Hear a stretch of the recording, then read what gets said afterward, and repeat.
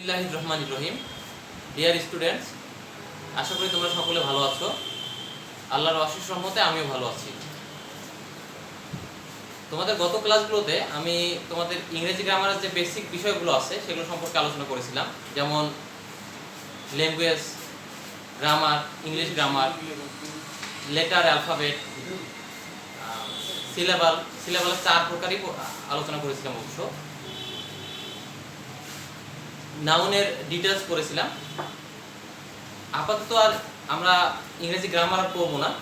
আজকে আমরা তোমাদের একটা গুরুত্বপূর্ণ সিন প্যাসেজ সম্পর্কে আলোচনা করব। দেখো, তোমাদের বইয়ে 64 পেজ, তোমাদের ইংলিশ ফর টুডে বইয়ে এটাতে এই সিন প্যাসেজটা পাবে তোমরা। 64 পেজে দেখো, পাঞ্চুয়েশন অ্যান্ড ক্যাপিটাল লেটার্স, এই হেডিংয়ে যে প্যাসেজটা আছে সেটা হচ্ছে মালিহা ইজ বাংলাদেশি। মালিহা ইজ বাংলাদেশি।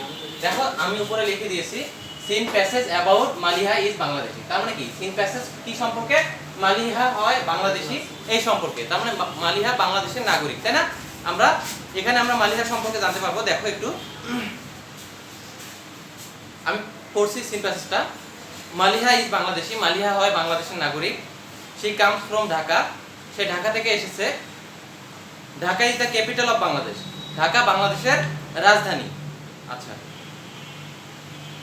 তারপরে দেখো, Maliha lives near the Buriganga river, Maliha Buriganga নদীর পাশে অথবা বুড়িগঙ্গা নদীর তীরবর্তী কোনো এলাকায় বসবাস করে।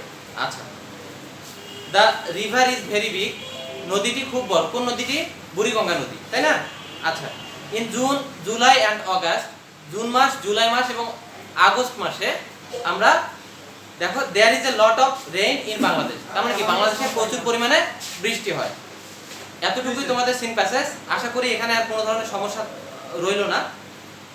তোমাদের এই সিন প্যাসেজটা পড়তে গেলে যে গুরুত্বপূর্ণ ওয়ার্ডগুলো জানতে হবে অবশ্যই, আমি তা এখানে লিখে দিয়েছি। দেখো, এই ওয়ার্ডগুলো অবশ্যই তোমরা খাতায় নোট করে নিবে। আমি প্রত্যেকটা ওয়ার্ডের অর্থ দিয়েছি। দেখো, বাংলাদেশি মানে বাংলাদেশের নাগরিক, বাংলাদেশি মানে বাংলাদেশের নাগরিক। ক্যাপিটাল মানে কি? রাজধানী, বড় অথবা প্রধান। দেখো, ক্যাপিটাল মানে আমরা সবসময় জানি যে রাজধানী। বড় কিভাবে হয়? ক্যাপিটাল লেটার মানে কি বলতো? বড় হাতের অক্ষর। তার মানে ক্যাপিটাল লেটার মানে যদি বড় হাতের অক্ষর হয় তাহলে ক্যাপিটাল মানে অবশ্যই বড়, ঠিক আছে? আর প্রধান হিসেবেও অনেক সময় ব্যবহৃত হয় প্রধান, ক্যাপিটাল মানে প্রধান। আচ্ছা, এরপরে দেখি আমরা লিভ মানে বাস করা। লিভ মানে কি? বাস করা। ডুয়েল মানেও বাস করা। ভেরি বিগ মানে খুব বড়, ঠিক আছে? লার্জ মানে বড়। আ লট অফ মানে প্রচুর পরিমাণে। প্লেন্টি মানেও প্রচুর পরিমাণে। দেখো, আমি তীর চিহ্ন দিয়ে এদিকে দিছি। প্লেন্টি মানেও প্রচুর পরিমাণে। তার মানে plenty R A lot of এর অর্থ একই, প্রচুর পরিমাণে, ঠিক আছে? নিয়ার মানে নিকটে অথবা কাছে। ক্লোজ মানেও নিকটে অথবা কাছে। আচ্ছা, এদিকে দেখো, আমি নিচে যে ব্যাপারগুলো লিখেছি এগুলা আপাতত এদিকে দেখার দরকার নেই, আমি কিছুক্ষণ পরে এগুলো বুঝাই দেব। দেখো, ইংরেজিতে প্রশ্নের উত্তর কিভাবে করতে হবে এই বিষয়গুলো লক্ষ্য করলে ইংরেজিতে প্রশ্নের উত্তর আমরা শিখব। আর আমি কিছুক্ষণ পরে তোমাদের প্রশ্নের উত্তর কিভাবে করতে হয় সেটা বুঝাই দেব, আর সেই টেকনিকগুলো শিখিয়ে দেব। আপাতত তোমাদের নিচেরটা তুলে নেওয়ার দরকার নেই অথবা দেখারও দরকার নেই। আপাতত আমি যা পড়াচ্ছি সেটা লক্ষ্য করো। দেখো, এখানে তোমাদের যেহেতু টেক্সট বই থেকে আমি সিন প্যাসেজটা করলাম, এখানে সি নাম্বারটা একটু সলভ করে দিই তোমাদের। কারেক্ট দ্য সেন্টেন্সেস, নিচের প্রশ্নগুলোর কারেক্ট দ্য সেন্টেন্সেস মানে নিচের বাক্যগুলো সঠিক করো। তার মানে ভুল দেয়া আছে, আমাদের সঠিক করতে হবে। Then write them in your exercise book, তার মানে তারপরে সঠিক করার পরে তোমরা তোমাদের খাতায় এই সেন্টেন্সগুলো লিখবা, সঠিক সেন্টেন্সগুলো। আচ্ছা, একটা উদাহরণ দিয়ে দিচ্ছে। দেখো, দেব মানে কি? দেব হচ্ছে একজনের নাম, মানুষের নাম, তাই না? দেব লিভস ইন রংপুর, দেব রংপুরে বাস করে। আচ্ছা, এখানে আমরা জানি যে আমি কিছুদিন আগে তোমাদের প্রপার নাউন সম্পর্কে খুব বিস্তারিত পড়াইছি। প্রপার নাউন মূলত কারো নাম অথবা কোনো জায়গার নাম, তাই না? এখানে দেখো, দেব হচ্ছে একজন মানুষের নাম, তাহলে প্রপার নাউন সবসময় বড় হাতের অক্ষর দিয়ে শুরু হয় অথবা ক্যাপিটাল লেটার দিয়ে শুরু হয়।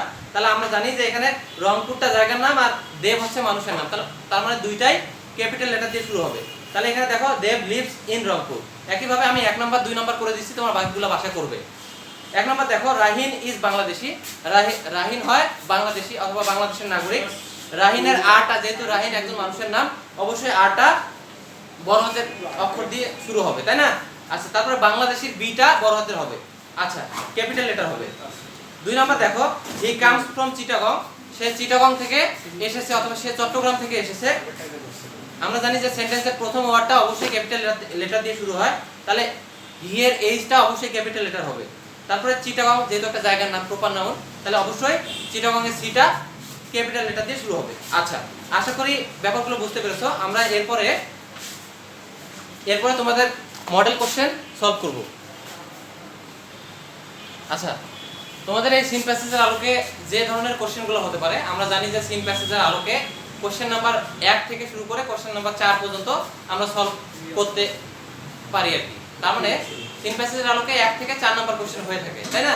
তার মানে আমাদের যে সিন প্যাসেজটা থাকবে এর আলোকে 1 নাম্বার কোশ্চেন যেমন হচ্ছে কলাম অথবা fill in the gaps, 2 number question হচ্ছে ট্রু ফলস, 3 নাম্বার কোশ্চেন হচ্ছে আনসারিং কোশ্চেন অথবা প্রশ্নের উত্তরকরণ, আর 4 নাম্বার কোশ্চেন হচ্ছে শর্ট কম্পোজিশন। এগুলোর আনসার দিতে হবে। আচ্ছা, আমরা প্রথমে আসি 1 নাম্বার কোশ্চেনে। 1 নাম্বার কোশ্চেন দেখো, আমি একটু কোশ্চেনটা পড়ে দিচ্ছি। Match the words in column A with the meanings that is mentioned in the text in column B. তার মানে কলাম এ এর শব্দগুলোর সাথে কলাম বি এর অর্থের মিল করো, যা আমরা কলাম এতে যে শব্দের কলাম এর যে শব্দের অর্থগুলো আছে সেই অর্থগুলো আমরা কলাম বি তে খুঁজে পাবো, ঠিক আছে? আচ্ছা, তার মানে টেক্সটে খুঁজে পাবো, অর্থাৎ পাঠ্যাংশেও খুঁজে পাবো। আচ্ছা, এরপরে দেখো কলাম এ তে যা আছে আমি একটু পড়ে দিছি। দেখো এ নাম্বার দেওয়া আছে বাংলাদেশী, তাহলে বাংলাদেশী এই অর্থটা দেখো কলাম বি এর কোন অংশটুকু বহন করতেছে। তার মানে কলাম বি এর দেখো এ নাম্বার যেহেতু বাংলাদেশী দেয়া আছে, কলাম বি এর অবশ্যই এখানে 2 নম্বরে আছে, রোমান সংখ্যায় 2 নম্বর, এ সিটিজেন অফ বাংলাদেশ। তার মানে বাংলাদেশের একজন নাগরিক। তার মানে বাংলাদেশের সাথে এ সিটিজেন অফ বাংলাদেশ এটা হবে। তার মানে তোমরা কিভাবে লিখবে? প্রথমে এ নাম্বার দিবে, বাংলাদেশী লিখবে, তারপরে মাঝখানে যোগ চিহ্ন দিবে, তারপরে কলাম বি এর নাম্বারটা দিবে, রোমান সংখ্যায় 2 নাম্বার, তারপর দিবে এ সিটিজেন অফ বাংলাদেশ। এভাবে লিখবে। আশা করি ব্যাপারটা বুঝতে পেরেছো। আচ্ছা, এরপরে দেখো ক্যাপিটাল বি নম্বরে আছে ক্যাপিটাল। ক্যাপিটাল মানে রাজধানী। দেখো কলাম বি এর 4 নম্বরে আছে মেইন সিটি, মানে প্রধান শহর। রাজধানী তো প্রধান শহরই হয়, তাই না? তার মানে এটার সাথে এটার মিল আছে, তাহলে এটাই হবে। তারপরে দেখো সি নাম্বার লিভ। লিভ মানে কি? বাস করা। এদিকে দেখো 6 নম্বরে আছে ডুয়েল। ডুয়েল মানে বাস করা। আচ্ছা, এরপরে দেখো ডি নম্বরে আছে এ lot of. A lot of মানে প্রচুর পরিমাণে। এদিকে কলাম বি এর 7 নম্বরে আছে প্লেন্টি। প্লেন্টি মানে প্রচুর পরিমাণে। আচ্ছা, এরপরে দেখো নিয়ার মানে কি? কাছাকাছি অথবা কাছে অথবা পাশে। এদিকে দেখো কলাম বি এর 1 নম্বরে আছে ক্লোজ। ক্লোজ মানে পাশে অথবা কাছে। তার মানে এইটার সাথে এটা হবে, ঠিক আছে? নিয়ারের সাথে ক্লোজ হবে। আচ্ছা, এরপরে আমরা আসি, এটা যদি না থাকে তার মানে কলাম ম্যাচিং যদি না থাকে তাহলে কি থাকতে পারে? শূন্যস্থান পূরণ অথবা ফিল ইন দ্য গ্যাপস থাকতে পারে। তা তোমরা দেখো যে ফিল ইন দ্য গ্যাপস কি রকম হতে পারে, আমি একটু পড়ে দিচ্ছি। Fill in the gaps with the correct word from the box. তার মানে কি? বক্স থেকে সঠিক শব্দটি নিয়ে অথবা সঠিক বাক্যটি নিয়ে, সঠিক ওয়ার্ডটি নিয়ে শূন্যস্থান পূরণ করো। আচ্ছা, দেখো শূন্যস্থান পূরণ করার যে সবচেয়ে গুরুত্বপূর্ণ যে টেকনিকটা, সেটা হচ্ছে অবশ্যই বক্সে যে ওয়ার্ডগুলো থাকবে এগুলো আগে তোমাদের ভালো করে পড়ে নিতে হবে অর্থ সহকারে, ঠিক আছে? অর্থ জানতে হবে, নাহলে কিন্তু শূন্যস্থান করতে পারবে না। তার মানে ওয়ার্ডগুলো অর্থ জানা অবশ্যই জরুরি, ঠিক আছে? আচ্ছা, আমি অর্থ সহকারে ওয়ার্ডগুলো তোমাদের পড়ে দিচ্ছি। দেখো নিয়ার মানে কাছে, ক্যাপিটাল মানে রাজধানী, ওয়ার্ডস মানে হচ্ছে কাজ করা, তাই না? এরপরে দেখো ইন মানে কোনো কিছুর মধ্যে, লিভস মানে হচ্ছে বাস করা, অন মানে কোনো কিছুর উপরে, ঠিক আছে? তারপরে স্মল মানে হচ্ছে ছোট, আর বিগ মানে বড়। আমি এখন শূন্যস্থান পূরণ করার চেষ্টা করতেছি। দেখো এ নাম্বার দেয়া আছে মালিহা ড্যাশ ইন ঢাকা। মালিহা অবশ্যই লিভস ইন ঢাকা হবে, মালিহা ঢাকায় বসবাস করে। আচ্ছা, বি নাম্বার দেখো she lives near the Buriganga river. এখানে নিয়ার হবে she lives near the Buriganga river, সে বুড়িগঙ্গা নদীর পাশে বসবাস করে। তারপরে দেখো C number the Buriganga is a dash river, big river. Buriganga একটা বড় নদী। আচ্ছা, তারপরে দেখো D number Dhaka stands on the Buriganga. তার মানে ঢাকা বুড়িগঙ্গার তীরে অবস্থিত। আচ্ছা, এরপরে দেখো Dhaka is the dash of Bangladesh. Dhaka is the অবশ্যই ক্যাপিটাল হবে, Dhaka is the capital of Bangladesh. আচ্ছা, এরপরে আমরা আসি 2 নম্বরে ট্রু ফলস। ট্রু ফলস কিভাবে করতে হয় আমরা তো জানি। তোমাদের যদি কারেক্ট অ্যান্সার দেওয়ার দরকার হয় তাহলে তোমরা মানে ট্রু না ফলস সেটা লিখবা, তারপর ফলস যদি হয় সেটা ফলস আগে লিখবা, তারপরে কারেক্ট অ্যান্সার লিখবা। আচ্ছা আমি একটু বলে দিচ্ছি, দেখো right true for correct statement, তার মানে কি সঠিক বাক্যটার জন্য ট্রু লেখো, and false for incorrect statement, এবং মিথ্যা বাক্যটির জন্য অথবা ভুল বাক্যটির জন্য কি ফলস লেখো। আচ্ছা যদি আমাদের কারেক্ট অ্যান্সার চায় তাহলে তোমরা কারেক্ট অ্যান্সার দিবে, আর কারেক্ট অ্যান্সার যদি না চায় তাহলে দেওয়ার দরকার নেই। আচ্ছা আমি কারেক্ট অ্যান্সার সহ তোমাদের কিভাবে করতে হবে সেটা বলে দিচ্ছি। দেখো A number, the nationality of Maliha is Indian. মালিহার ন্যাশনালিটি হচ্ছে অথবা মালিহার জাতীয়তা হচ্ছে ইন্ডিয়ান, তার মানে কি ভারতীয়। তার কি জাতীয়তা ভারতীয়? অবশ্যই না, আমরা জানি যে তার জাতীয়তা বাংলাদেশী। তাহলে তুমি লিখবা তার ফলস লিখবা আগে এই নাম্বার দিয়ে, তারপর লিখবা the nationality of Maliha is Bangladeshi. এরপর দেখো B number, Maliha comes from Khulna. Maliha Khulna থেকে এসেছে। তারপর তুমি এটা কি তুমি তো পড়েছো যে মালিহা ঢাকা থেকে এসেছে, তার মানে এটা ফলস হবে। এটার এখানে ফলস লিখবা, তারপরে কারেক্ট অ্যান্সার লিখবা যে মালিহা কামস ফ্রম ঢাকা। এরপরে দেখো C number, Dhaka is a village of Bangladesh. Dhaka বাংলাদেশের একটা গ্রামের নাম। ঢাকা কি একটা বাংলাদেশের গ্রাম? অবশ্যই না, ঢাকা বাংলাদেশের এক প্রধানতম রাজধানী, তাই না? প্রধান রাজধানী, তার মানে বাংলাদেশের একমাত্র রাজধানী হচ্ছে কি ঢাকা। আচ্ছা প্রধান শহর এটা। আচ্ছা আমি এটা কি লিখবো? ফলস লিখবো। তাহলে তুমি কি লিখবা কারেক্ট অ্যান্সারে? Dhaka is the capital of Bangladesh. আচ্ছা এরপরে আমরা আসি, Buriganga is the name of a river. এটা অবশ্যই ট্রু হবে, কারণ বুড়িগঙ্গা একটা নদীর নাম। এরপরে দেখো এফ নম্বরে, during the month of July Bangladesh has a lot of rain. তার মানে কি জুলাই মাসে বাংলাদেশে প্রচুর পরিমাণে বৃষ্টি হয়। এটা কি ট্রু না ফলস বলো তো তোমরা? অবশ্যই ফলস, কারণ আছে শুধু জুলাই মাসে না, জুন জুলাই আর অগাস্ট মাসে, 3 মাসে, এই 3টা মাসে অবশ্যই প্রচুর পরিমাণে বৃষ্টি হয়। তাহলে তুমি কি লিখবা? ডিউরিং দ্য, আগে ফলস লিখবা, তারপরে লিখবা কারেক্ট অ্যান্সার, তারপরে এই সেন্টেন্সটা লিখবা যে during the months of June July and August there is a lot of rain in Bangladesh. আশা করি বুঝতে পেরেছো। এরপরে আমরা আসি মোর কোশ্চেনে। মোর কোশ্চেন তোমরা বাসায় প্র্যাকটিস করে নিবে, আমি এতগুলো আলোচনা করতে গেলে ক্লাসে সময় খুব শর্ট হয়ে যাবে।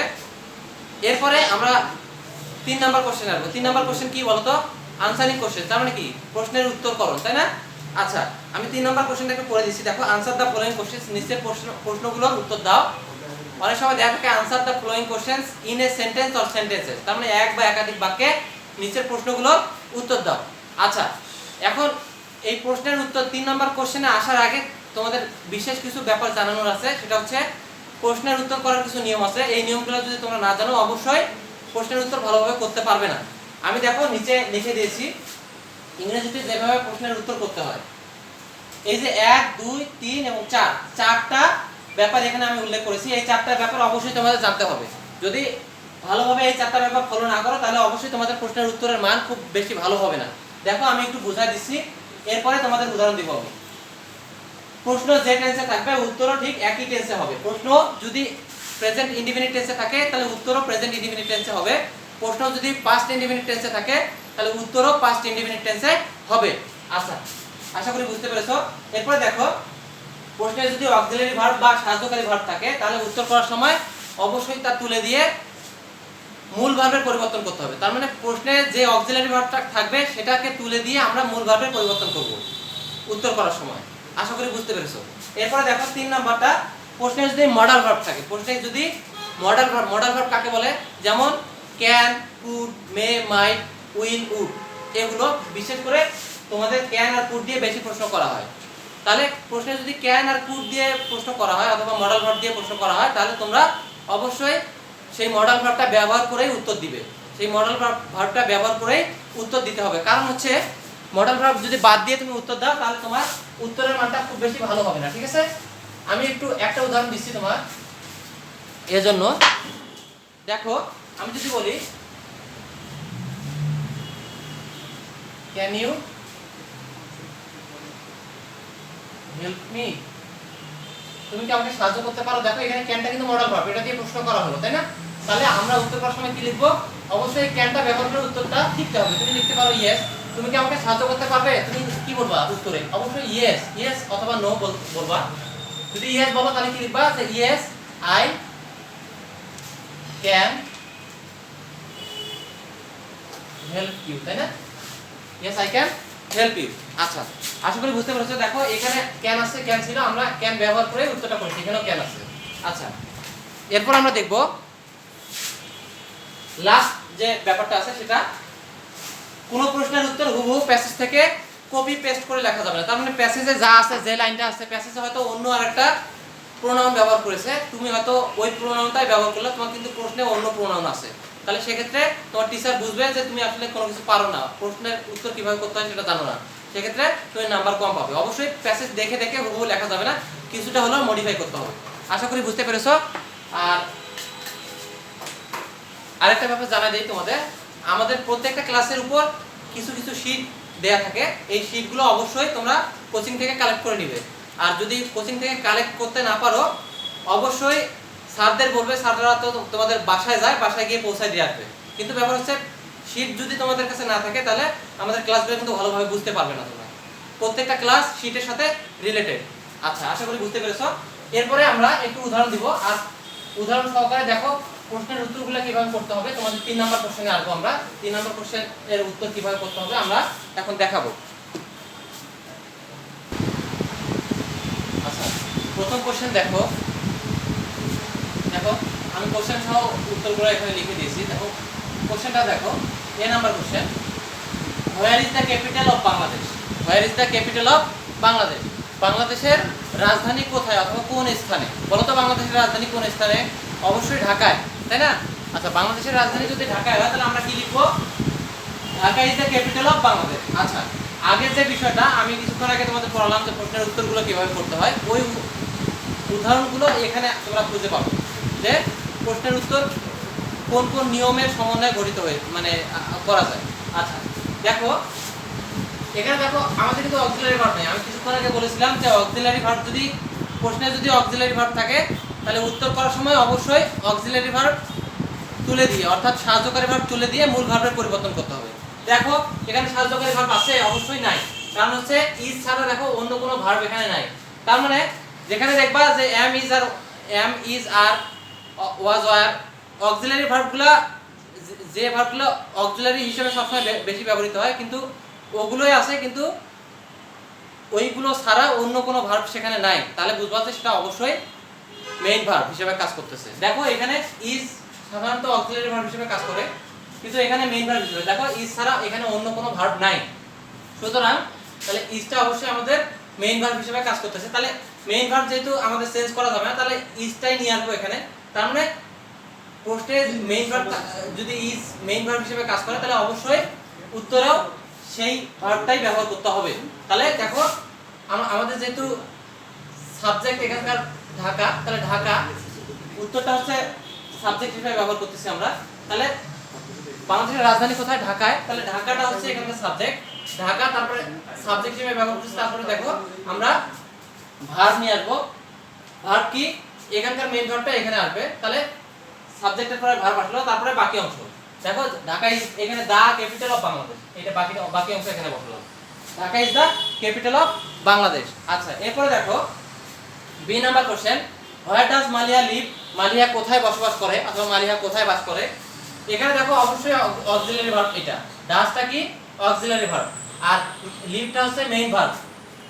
আর আমি যে বিষয়টা বলেছিলাম যে প্রশ্ন যেই টেন্সে থাকবে উত্তরও সেই টেন্সেই করতে হবে। দেখো তো ডাজটাকে দেখে কি মনে হচ্ছে এটা কোন টেন্স? অবশ্যই এটা present indefinite tense. Do, does এগুলো হচ্ছে প্রেজেন্ট ইনডিফিনিট টেন্সের কি সিম্বল। আচ্ছা, তার মানে ডাজটা যেহেতু প্রেজেন্ট ইনডিফিনিট টেন্স, আমাদের উত্তরও প্রেজেন্ট ইনডিফিনিট টেন্সে করতে হবে। আর প্রেজেন্ট ইনডিফিনিট টেন্সে ডাজ তুলে দিয়ে আমরা মূল ভার্বের পরিবর্তন করতে গেলে যদি সাবজেক্টটা third person and singular number হয়, দেখো সাবজেক্ট মালিয়া একজন মানুষের নাম, হি, শি, নেম অথবা ইট যদি থাকে সাবজেক্ট হিসেবে, তাহলে অবশ্যই ভার্বের সাথে এস বাই এস যুক্ত হবে। তার মানে একজনের নাম আছে, আমি বললাম হি, শি, নেম, ইট, তার মানে একজনের নাম এখানে আছে, তার মানে অবশ্যই ভার্বের সাথে এস বাই এস যুক্ত করতে হবে। তাহলে আমরা ডাজ তুলে দেব, ডাজ তুলে দিয়ে লিভের পরিবর্তন করব লিভস, তাই না? দেখো Malia leaves near the Buriganga river, Malia Buriganga নদীর পাশে বসবাস করে। আচ্ছা, আশা করি এটা বুঝতে পেরেছো তোমরা। এরপরের কোশ্চেনে আসি আমরা, when does it rain heavily in Bangladesh? বাংলাদেশে কখন প্রচুর পরিমাণে বৃষ্টি হয়? বাংলাদেশে কখন প্রচুর পরিমাণে বৃষ্টি হয়? আমরা তো কিছুক্ষণ আগেই তোমাদের প্যাসেজে পড়লাম যে in June, July and August there is a lot of rain in Bangladesh. আচ্ছা, এটাকে আমরা একটু মডিফাই করে একটু সাজায় লিখছি। দেখো, in June, July and August it rain. দেখো এখানে অক্সিলারি ভার্ব ডাস তুলে দিয়ে আমরা রেইন, এটা মেইন ভার্বের পরিবর্তন করছি রেইনস এস যোগ করে, তাই না? কারণ আমরা কিছুক্ষণ আগে বললাম যে হি, শি, নেম, ইট যদি সাবজেক্ট হয় তাহলে দেখো এখানকার সাবজেক্ট হচ্ছে ইট, তাহলে ইট যদি হয় তাহলে অবশ্যই ভার্বের সাথে এস বাই এস যুক্ত হবে। তাহলে এস যুক্ত করার যেহেতু সুযোগ নাই, এস যুক্ত করেছি আমরা। তাহলে দেখো in June, July and August, it এর পরে ভার্বের সাথে এস যোগ করেছি, it rains heavily in Bangladesh. তার মানে কি জুন, জুলাই মাস এবং অগাস্ট মাসে বাংলাদেশে প্রচুর পরিমাণে বৃষ্টি হয়। এরপরে দেখো পরের question, what is the nationality of Maliha? একইভাবে এটা এখানকার মেইন ভার্ব, ইজটা মেইন ভার্ব, তাহলে আমরা মেইন ভার্ব ঠিক রাখবো। এখানকার সাবজেক্ট হচ্ছে দ্য ন্যাশনালিটি অফ মালিহা, এটা পুরোটাই সাবজেক্ট, ঠিক আছে? এটা পুরোটাই সাবজেক্ট। আমরা লিখবো দ্য ন্যাশনালিটি অফ মালিহা, লিখলাম সাবজেক্ট লিখলাম, তারপরে ভার্ব লিখবো, তারপরে অবজেক্ট লিখবো। তাহলে এখানে ভার্ব হচ্ছে ইজ, এই ইজটা এখানে আসবে। তারপরে দেখো Bangladesh, the nationality of Maliha is Bangladeshi, sorry Bangladeshi হবে, হ্যাঁ? The nationality of Maliha is Bangladeshi, তাই না? আচ্ছা, এরপরে দেখো তার মানে মালিহার ন্যাশনালিটি অথবা মালিহার জাতীয়তা বাংলাদেশি, সে বাংলাদেশের নাগরিক। এরপরে দেখো when do we have a lot of rain? আমরা কখন প্রচুর পরিমাণে বৃষ্টি পাই? দেখো ডুটা তুলে দেব, আর মেইন ভার্ব যেহেতু এখানে পরিবর্তন করার কোনো সুযোগ নাই, কারণ হচ্ছে হ্যাভ তো হ্যাভই থাকবে। দেখো in June, July and August we have a lot of rain, আচ্ছা, এরপরে দেখো এটার মানটাও একটু বলে দেই। জুন মাস, জুলাই মাস এবং অগাস্ট মাসে আমরা প্রচুর পরিমাণে বৃষ্টি পাই। আচ্ছা, হোয়াট ইজ বুড়িগঙ্গা? বুড়িগঙ্গা কি? সাধারণত নদীর নামের আগে দা বসে, এই জন্য আমি দা বলেছিলাম, এখানে তোমাদের বইয়ে দেয়া নেই আর কি। আচ্ছা, হোয়াট ইজ বুড়িগঙ্গা? তুমি লিখতে পারো দা বুড়িগঙ্গা, অথবা Buriganga is a big river of Bangladesh. Buriganga বাংলাদেশের একটা বড় নদীর নাম, ঠিক আছে? বুড়িগঙ্গা বাংলাদেশের একটা বড় নদী। আশা করি আজকের ক্লাসের সকল বিষয়গুলো তোমরা ভালো করে বুঝতে পেরেছো। এরপরে তোমাদের শর্ট কম্পোজিশন আছে, শর্ট কম্পোজিশনটা আমি একটু করে দিচ্ছি। দেখো তোমাদের শর্ট কম্পোজিশন আছে, দেখো 4 নম্বর সাধারণত একটা ছোট অনুচ্ছেদ লিখতে হয় ইংরেজিতে, শর্ট কম্পোজিশন এটাকে বলে। শর্ট কম্পোজিশনটা আমি একটু পড়ে দিচ্ছি। দেখো, write a short composition about your country in at least 5 sentences. তার মানে কি 5টা বাক্যের মধ্যে একটা শর্ট কম্পোজিশন লেখো তোমার দেশ সম্পর্কে। আশা করি এটা তোমরা পারবে, এটা নিয়ে আলোচনা করতে হবে না আমাকে। তোমরা এটা বাসায়, তোমাদের বাসার কাজ দিয়েছি, এটা তোমরা বাসায় করে ফেলবে। আমি মনে করি যে আজকের ক্লাসে যতগুলো আলোচনার বিষয় আছে সকল বিষয় তোমরা খুব ভালো করে বুঝতে পেরেছো। তোমাদের প্রতি আবারও শুভকামনা জানিয়ে এবং তোমাদের সুস্বাস্থ্য কামনা করে আজকের ক্লাস এখানেই শেষ করছি। আল্লাহ হাফেজ।